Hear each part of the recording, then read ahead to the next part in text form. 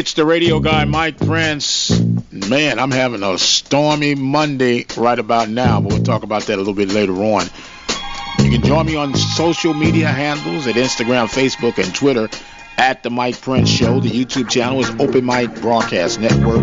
Our website, obnradio.com. Our 24-hour dial-in message line, 713-570-6736. Without any further delay, we'll jump right into today's episode. Today's episode is made possible by attorney Lee Van Richardson, located at 1047 Austin Street in Hempstead, Texas. That phone number is 979-826-8008. Also want to thank Texas Farm Bureau Insurance, located at 3019 Waller Street in Waller, Texas. That phone number is 936-931-3696. And for those of you who are under the attack of diabetes and the cause and effects that it can have on your skin, you need to try the product Diva Skin Conditioner at divafeet.com. That's DIVAH feet.com. It comes with a money-back guarantee. You have absolutely nothing to lose and all to gain. Visit the website at divafeet.com, or you can call and speak with a representative today by dialing 903-270-0026.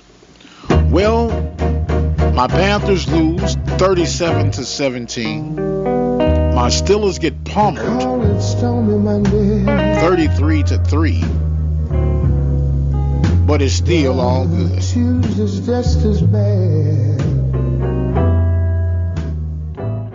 Panthers got off to a slow start and couldn't catch up against University of Houston on Saturday night. A couple of impressive games, though, throughout the SWAC.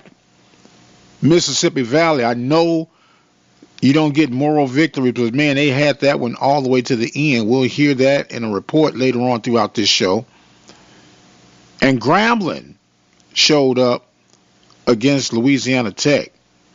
But our game of the week featured Arkansas Pine-Bluff and Alabama A&M. And I'm going to say it, it was a shocker.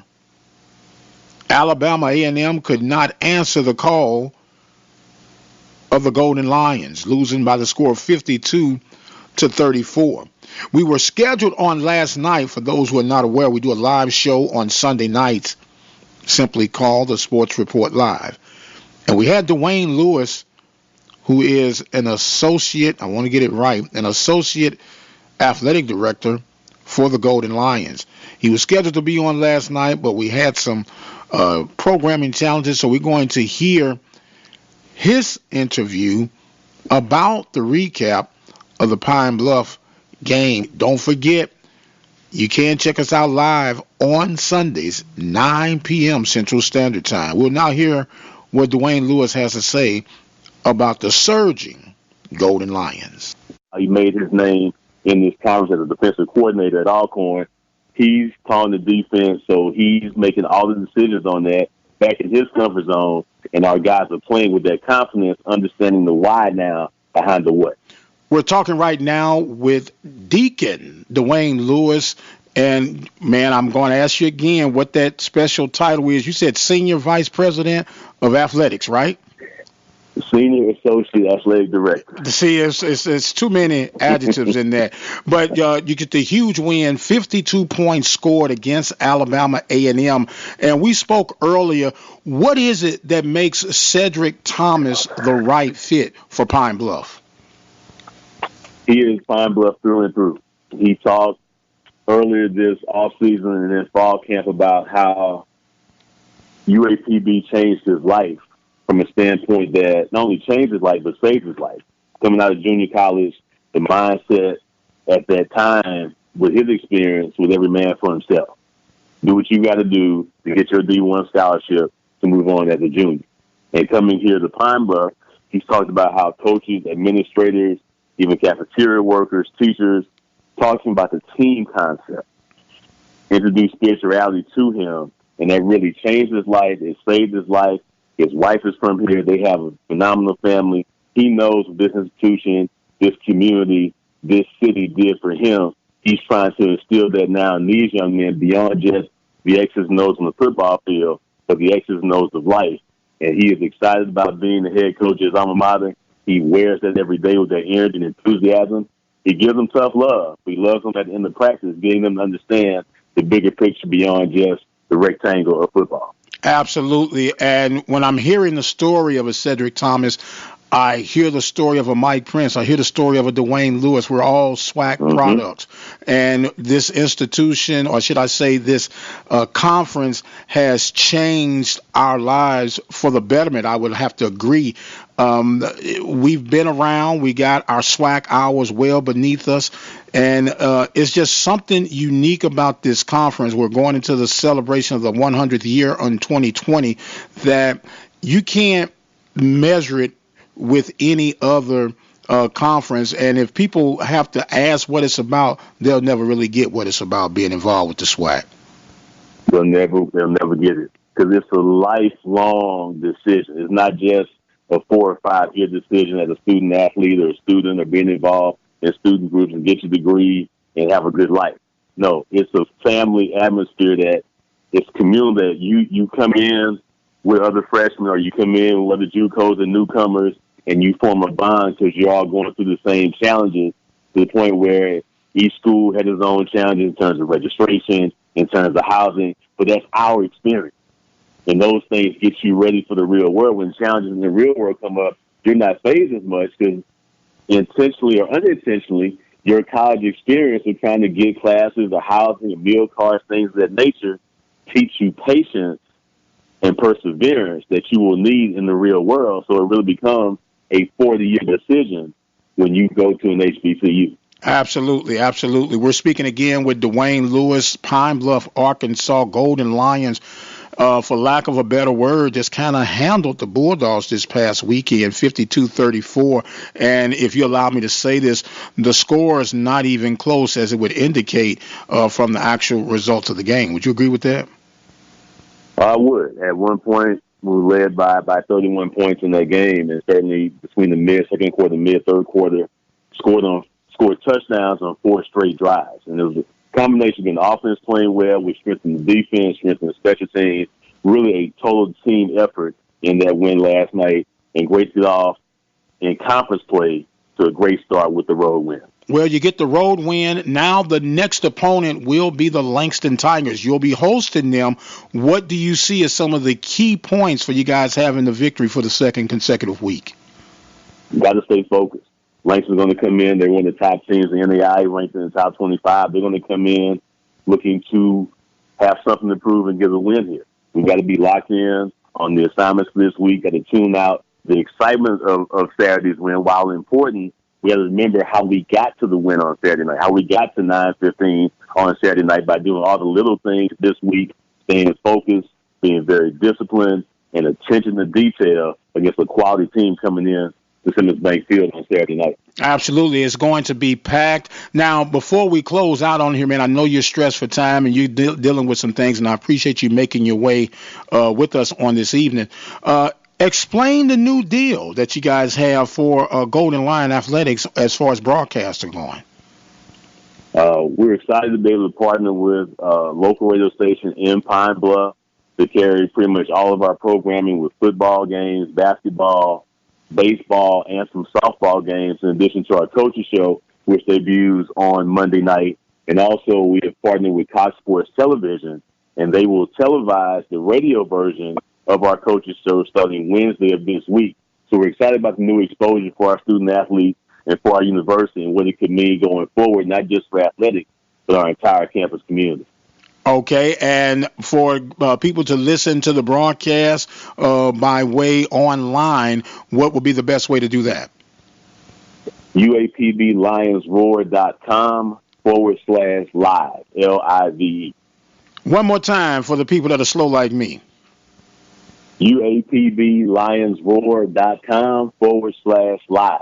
We'll bring you right to our streaming portal. Press play, and you're tuned in. Well, the Golden Lions are roaring hard, and I'm pretty sure that you probably knew this, but I'm going to say it anyway.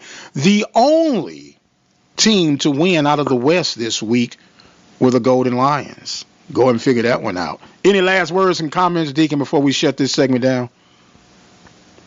It's early, But we're excited about getting off to a good start, and hopefully we're going to try to stay in this thing for as long as we can. And a lot of good football ahead, a lot of great matchups ahead. Only I think 2 matchups to this point so far in the SWAC. Still a long way to go. It's going to be an exciting season, and looking forward to being a part of it. Well, we'll be a part of it as long as you guys keep rolling. And if you don't keep rolling, guess what? We're going to reach out to you and make sure that you drop us on what's going on in the world of Golden Lion Nation. He is Deacon Duane Lewis. I am the radio guy, Mike Press. We're going to pause for the calls, and we'll be right back with more of the Sports Report Live right here at the Open Mic Broadcast Network.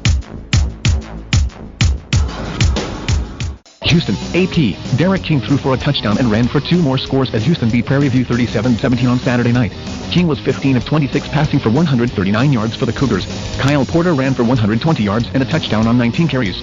Dalton Witherspoon kicked 3 field goals. The Cougars struck early, capping their first drive with Witherspoon's longest field goal of the night, a 46-yarder. They then scored on 4 consecutive drives, starting with a 20-yard touchdown run by Porter, followed by 1-yard keeper by King, a 21-yard pass from King to Keith Corbin to finish the first quarter, and finally, an 18-yard dash by King to make it 31-3 with 10:25 left in the half. Witherspoon booted a 22-yard field goal late in the quarter, and the Cougars were up 34-10 at the break. Houston scored only once in the second half, on Witherspoon's 29-yard field goal midway through the third quarter, to push it to 37-10. Travis Conley threw for 129 yards and a touchdown for the Panthers. Incarnate Word stops TSU 63-44 the Associated Press San Antonio. John Copeland threw for 344 yards and 5 touchdowns as Incarnate Word picked up its first victory of the year, rolling past Texas Southern 63-44 on Saturday night, took a 14-0 lead and was up 42-17 at the break, but the Tigers rallied in the third to post 3 touchdowns and close to 49-37 going into the final quarter. The Cardinals answered when Copeland nailed Cam Williams on a 70-yard scoring strike with 9:53 remaining, and Kendrick Filio pushed in from the 1 to go ahead 63-37 with 3:06 remaining to secure the win. Williams had 6 catches for 146 yards and 3 touchdowns. Amir King rushed for 157 yards and caught 4 passes for 49 yards and a touchdown. TSU's Dander Johnson passed for 331 yards and 3 TDs, with Trendavian Dixon pulling in 8 of those for 221 yards and 2 scores. Ladarius Odes rushed for 94 yards and 2 touchdowns. Incarnate Word takes next week off before opening Southland Conference play against Sam Houston State. The Tigers will face Louisiana Lafayette next week. Valley State, the Associated Press, Beaumont, Texas. AP. Bailey Giffen booted a 44-yard field goal in overtime to give Lamar a 23-20 victory over Mississippi Valley State on Saturday night. It was Giffen's third field goal of the night, as his earlier kicks of 22 and 39 yards kept the Cardinals in the game. Giffen tied the game 13-13 with his 39-yarder with 5:39 left in the fourth. Mississippi State quickly responded when Dejerick Bryant scored on a 22-yard run to cap a 5-play, 75-yard drive with 3:18 remaining in the game to go up 20-13. Jordan Boy rallied his troops for a 14-play, 75-yard drive. He tied the game with a 2-yard plunge with 31 seconds remaining to send it into overtime. The Delta Devils had a chance to tie or win the game after Giffen's kick, but Andre Lelinac sacked Bryant for a 14-yard loss to Lamar's 40 on third down, and Bryant's pass on fourth down fell incomplete. Boy threw for 233 yards and rushed for 68 more and 2 scores. Lamar's win gave the Cardinals their first 2-0 start since the 1985 season, when LU started the season 3-0. South Alabama running game too much for Jackson State football team Darren Patterson. For the Clarion Ledger Mobile, Alabama, it was just tormentors night, even if it only lasted 2 quarters. The South Alabama senior running back ran through and around Jackson State defenders 16 times for 189 yards and a pair of touchdowns at Lamp Peoples Stadium here Saturday night in the 37-14 Jaguars win. The Mercurial 5'9", 205-pound senior from Ellaville, Georgia, had 170 yards rushing by halftime, scored on runs of 49 and 4 yards as South Alabama of the Sun Belt Conference improved to 1-1. He also had 4 catches for 33 yards and a pair of kickoff returns for 52 yards. JSU coach John Hendricks said his 0-2 Tigers simply had no answer for Minter, who played sparingly in the second half, for the rest of South's running game that rolled up 432 total rushing yards. We just the IDNT play well enough, said Hendrick.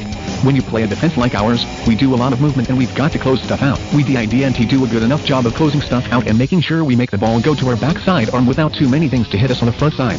We've got some things we need to fix with that, and we'll go back and work on those things to get those things fixed. Did he take anything good away from the game? We can move the ball, he said.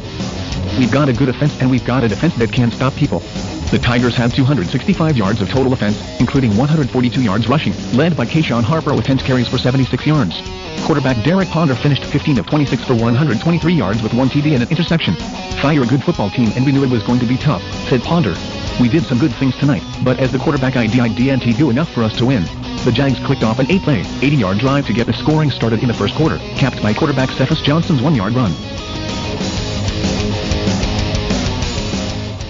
The voice of student athletics, the Open Mic Broadcast Network. All right, that is going to end it for me on today. But before I get out of here, I want to give a congratulations to the soccer team. They were victorious over the Nicholls State Colonels by the score of 2-1 to get their first win on the season. Volleyball still trying to find their first match of the season. They fell short in Lamar this weekend. Don't forget, support those who support us. Attorney Lee Van Richardson, Texas Farm Bureau of Waller, and Diva Skin Conditioner. I've got the exit stage left, but until the next time, you guys be blessed, and we'll see you on the other side.